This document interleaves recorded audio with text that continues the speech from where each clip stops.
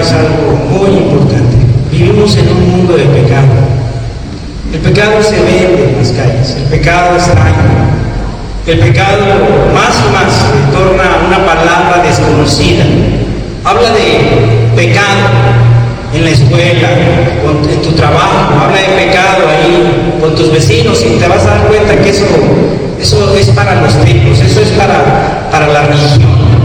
La gente no quiere saber de la palabra del pecado. Puedes escuchar muchos más temas, pero la palabra pecado solo lo vas a escuchar cuando te acercas a Dios y a su palabra.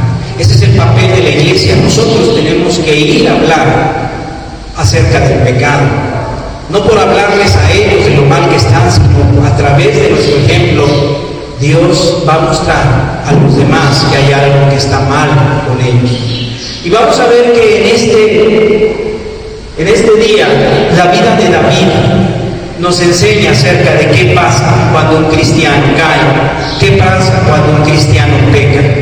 Es algo tremendo, daña la santidad de Dios, daña el propósito de Dios para el alma. Versículo 2, quiero que pongas atención, dice ahí el salmista, el rey David, que ya ha caído de su reinado, está postrado: lávame más y más de mi maldad y límpiame de mi pecado. El primer aspecto que causa el pecado es que ensucia el alma, ensucia por dentro. El rey estaba limpio porque tenía diario la oportunidad de tener baños con perfumes, con esencias aromáticas. Él estaba en su palacio real, él vestía los mejores ropajes, no había mancha por fuera, pero él se sentía sucio por dentro. Sabía que había hecho algo que no era de su esencia, algo que manchaba su vida. Y ahí está diciendo: límpiame, lávame. ¿Sabe usted que si usted es hijo de Dios y peca, se sentirá espiritualmente sucio? ¿Sabe que eso es una identidad de ser hijo de Dios? Si no se siente sucio cuando peca, preocúpese, porque entonces usted no es salvo.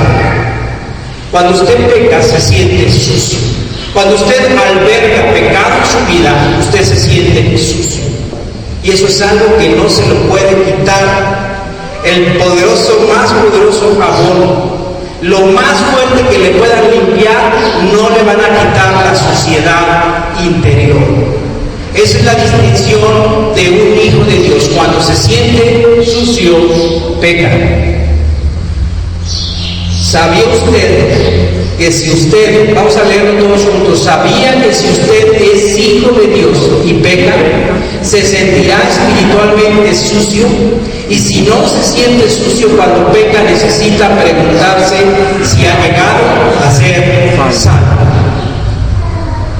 El segundo aspecto, vamos a ver el versículo 3, porque yo reconozco mis rebeliones y mi pecado está siempre, ¿en dónde? Delante de mí.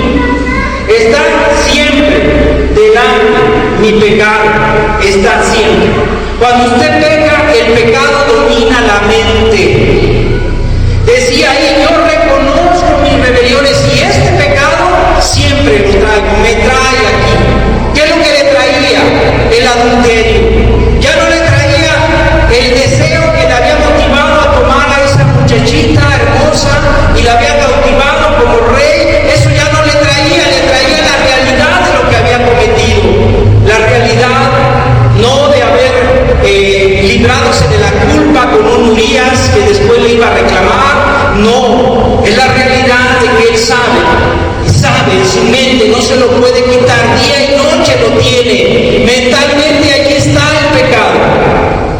Mi pecado está siempre delante de mí.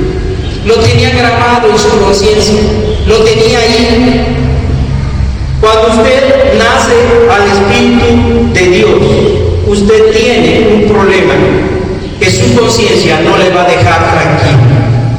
La televisión, las fiestas, el trabajo, a veces la comida, el comer en exceso, las drogas, son intentos para hacer una mezcla somníferos para aplacar la conciencia, pero déjeme decirle, eso no funciona.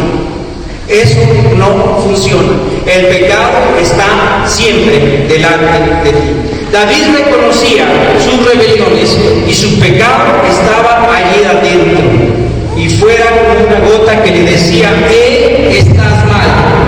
Una prueba para saber si usted es salvo no es ver si puede pecar, sino ver si puede pecar y simplemente ignorarlo, olvidarlo. Si usted está llamado por Dios, su pecado lo va a traer a la conciencia mientras no se ponga a cuenta con Dios. Vamos a leerlo esto, por favor. Acompáñenme. Una prueba para saber si usted es salvo no es ver si puede pecar, sino ver si puede pecar y simplemente ignorarlo, olvidarlo. El pecado se instala en la mente y queda ahí condenando como una grabación continua del pecado. ¿Por qué creen que luego se duerme en los sermones?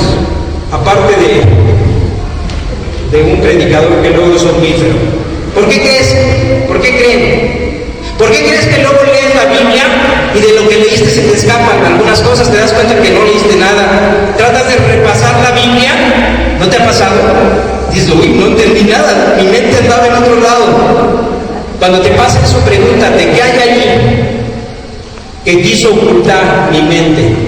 Porque sé que ahí hay un problema. Lo que me está diciendo la palabra de Dios la trato de ocultar, pero la mente allí está continuamente. Aleluya, miren.